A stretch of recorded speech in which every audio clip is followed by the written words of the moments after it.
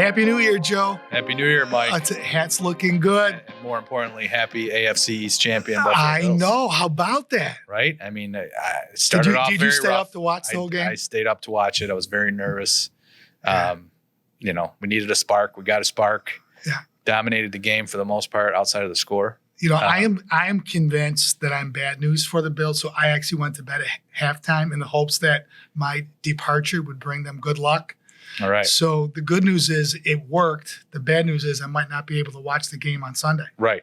Well, you watch till halftime, right? See how it's going. Right. And if it starts to fall apart, you know what to do. Go ski. Exactly. So it's exciting. Yeah. It's exciting. Did you get out and ski? I did get out and ski. Snow? I did. The snow was great. We got 6 inches of new snow this past You're the weekend. only one I know that's happy. Yeah, I know. So there were a couple of other folks out there that seemed pretty excited. So playoffs, right? So we can't dismiss that, right? We got Steelers coming Sunday. Yeah. What's the line? I think it was almost 10 last night. The Bills are favored by 10. Yeah. What's the weather look like?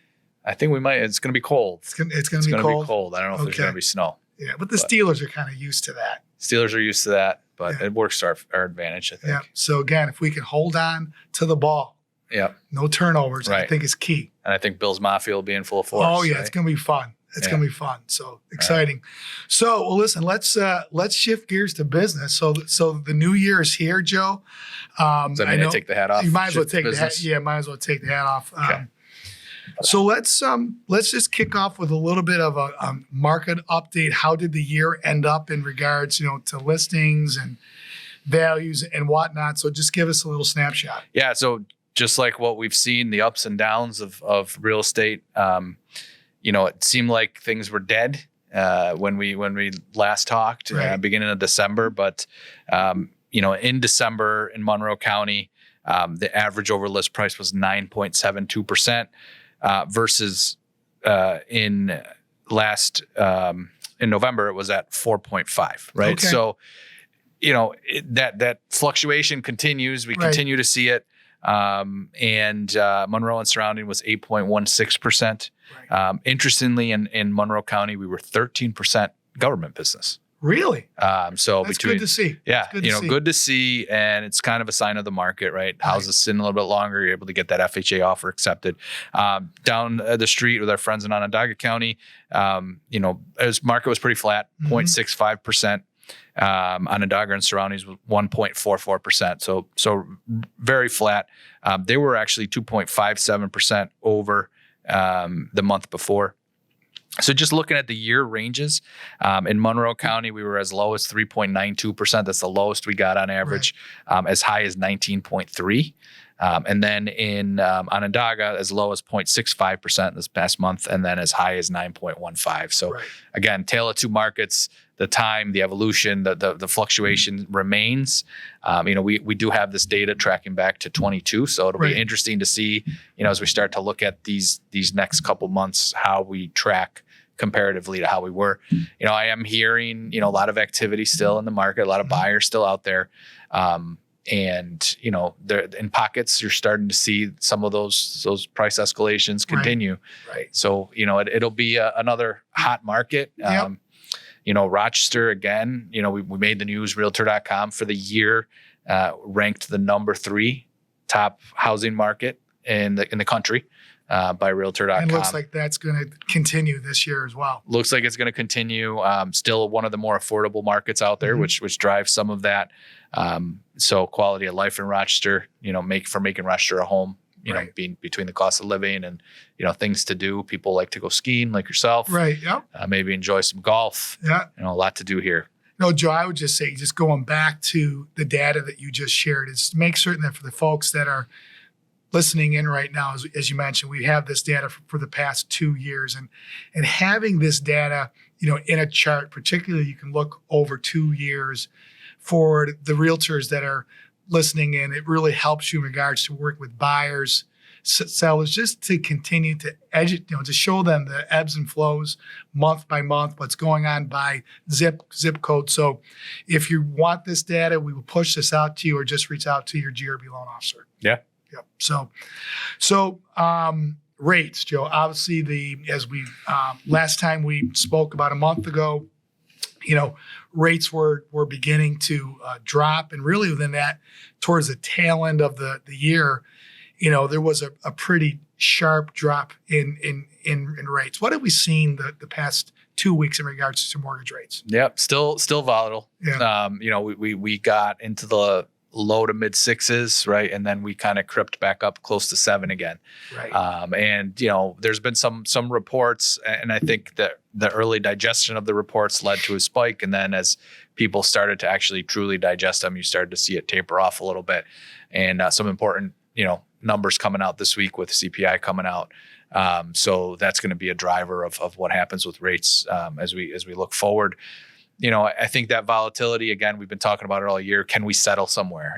Talking with a lot of agents that, settling somewhere in the low 6s would be great. Right. Because again, it's that comfort level of knowing where things are and where things are going to be, but I think the relief that we're not at 8.5 anymore kind of makes that rate conversation a lot easier with folks. People saw the heights of 8.5, and maybe that was that when we look at those November low over list, right. Between the Thanksgiving holiday and just the month itself and where rates were at that time. Right. And then rates dipped back down and we saw a pickup in activity. So, I think a lot of buyers that are still out there that maybe got out of the market at that 8.5, maybe starting to come back in, pick up the phone, calling their agents, wanting to get out and look at houses again, get their pre-qual updated. So all good signs as we head into the year. And, we'll see how the year unfolds. I'm excited and looking forward to it. Yeah. I think too, just a reminder is that, obviously there is this expectation that at some point in the new year that the Fed is going to drop rates. No one knows when, no one knows how often, but there is an expectation that rates will come down. Right. And just a reminder again, that, as Joe, we rolled out the rate relief program probably a good year and a half ago in response to when rates went up. We wanted to give our clients the benefit of, should rates drop, that they can refinance with GRB and really pay very little money out of pocket to do so. So then, as we rolled out the Rate Relief Plus, which we're excited about.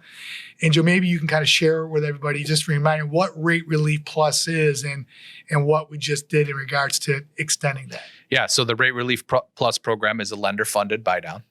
So we are funding a buy-down to effectively lower your interest rate by 1% on your transaction. So if your note rate is locked in at a 7% for a 30-year fixed, we are paying the difference through a lender-funded buy-down of what your payment would be at 6% versus what your payment is at 7% or your actual note payment. We're making that difference in payment for the first year. Right. So every month when the borrower makes their payment, they're paying their payment based on a 6% rate, and we're making up the difference. And that's, again, that rate can vary depending on what you're locked at, right? But it's going to be 1% effectively lower than what your actual interest so rate Joe, is. if you do the math on that, just as an example, if it's like a $250,000 loan at those rates, what are they going to save per month? What, a few $100? Yeah, you're looking at probably $150 to $200 a month in savings. That's huge. Depending on the loan size and interest rate. But that 1% difference makes a good difference, and it helps. It helps to get that first year in your home, a little bit of a lower payment. Maybe you're selling another house, you're carrying another home, so that 1 year break, or you got somebody that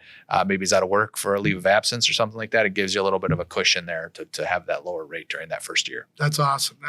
So, obviously, this is the first part of the new year. I remember, obviously, it's January 8th. That's today is the official launch of the Homebuyer Dream Program. We can actually start submitting borrowers for reservation requests. That's great. Into the program, and this is our fifth year participating in the program under the Homebuyer Dream. We used to participate in the First Home Club. We've had a lot of success with it. It's really given our first-time home buyers a good opportunity this last couple months to get under contract. And now we're able to start getting them submitted for reservation, and we'll start to see those come through and those loans start to close out. So it's an exciting day. Right. So with that being said, with the new year, a lot of folks say, listen, what's going to be my resolution this year? I was reminded as I was driving by the YMCA today, parking lot was full. Couldn't find a place to park. Everybody's in there, trying to get fit and back in shape. But as we look towards, what we're trying to do, obviously, as everyone knows that, most of the business that GRB does is a result from a referral from a realtor. And Yep. one of the things that we're trying to do, Joe, as you know, with our team, is to really, to create more structure in regards to the relationships that we have. And one of the strategies that we want to put in place, and we see some really high performing loan officer realtor relationships do, is they commit to what we call are these partnership planning sessions, which is really putting more structure to where they're having a preset bi-weekly meeting, to talk about their business, their plans, and maybe, Joe, you could kind of share kind of what that agenda looks like and what the benefit is of doing that. Yeah, I mean, as I mentioned earlier, right, there's a lot of buyers out there. Mhm. We talk to so many buyers throughout the course of the year. Sometimes it's hard to keep track of them. Right. So what that agenda looks like is really, okay, let's talk about our pipeline, and not only the loans that we have in process, but let's talk about the buyers that we pre-qualified. Where are they? Are they still looking? We've recently rolled out a CRM last year, and part of our CRM is maintaining contact with the buyer throughout their home buying process. And a lot of times loan officers are getting responses to emails that are going out to these buyers.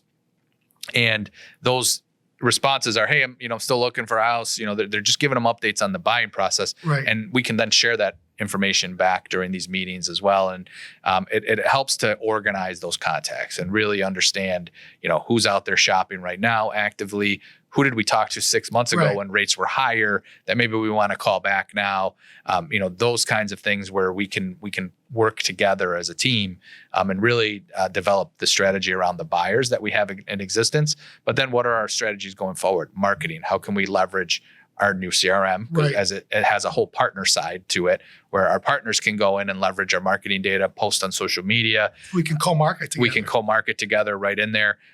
We can generate all kinds of flyers and single property websites out of there. So there's a lot of stuff we can do within there to help our referral partners market the properties that they're listing and just market to customers in general. That's great. And I think to that end, we're going to be setting up times for agents can dial in to take a look at the marketing materials, everything that we have to offer through this CRM. Yep. And a reminder, it's free. Correct. Yeah. So, really kind of the last thing that we just really want to talk about is we really want to engage our audience this year. I know, last month we answered a couple of questions, but we want to encourage folks to email us to let us know are there certain things that they want to talk about, questions that they want to have answered, and we want to make certain that we are providing them with the information and the content that they need to be successful going forward. Right. And we want to grow our subscriber base. Yes. Right. Yes. Like and subscribe. Is that the word? Yes, we want to like and subscribe. So, well, Joe, listen, we're excited about the new year. We're excited about this weekend with the Bills game. Absolutely. And we want to thank everybody for their support this past year, and we're looking forward to a great 2024. For That's that, right. peace out. Go Bills. Go Bills.